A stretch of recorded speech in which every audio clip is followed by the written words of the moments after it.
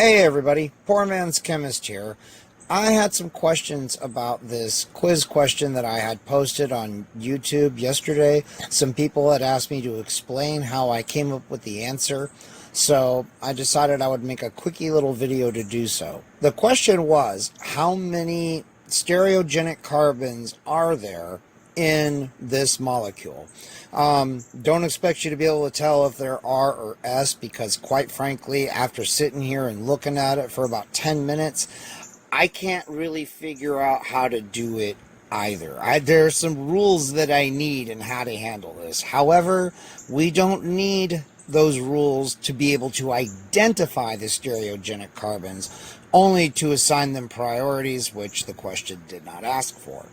So, first of all, stereogenic carbons. Let's remove all of the ones that aren't. Well, anything that's sp2 hybridized isn't, so all of those aren't it. Let's see.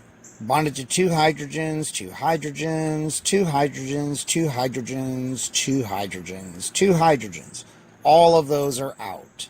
Now, let's look at these five that remain.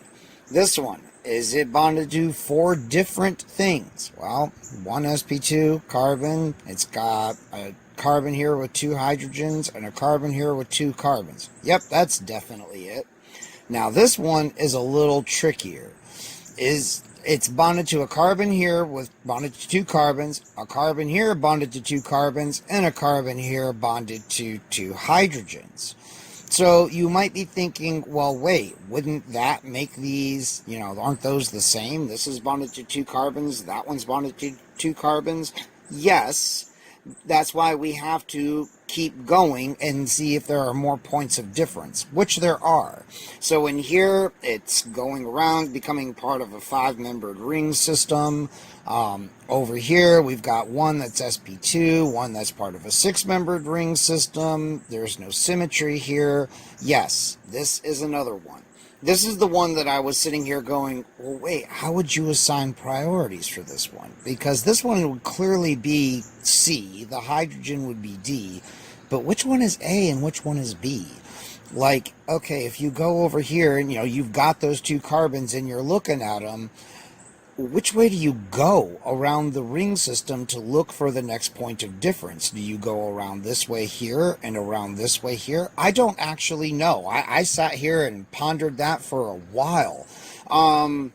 Anybody's can point me towards a reference that gives you that rule on how to do that for fused ring systems, assigning priority for. I would greatly appreciate it. Now here, let's see this one. Is it bonded to four different things? A hydrogen, a carbon bonded to three carbons, a carbon and two hydrogen, a carbon bonded to two carbons. That's absolutely one right there. This one, well, carbon with two carbons, a carbon with two hydrogens, a carbon to a hydroxyl, and a carbon with three hydrogens. That's definitely one. This one. Four different things? Oh God, yes. A hydroxyl, a hydrogen, carbon with two hydrogens, and a carbon to three other carbons. So that's one there. So there you go. Those are the five stereogenic carbons in this compound, which is estradiol.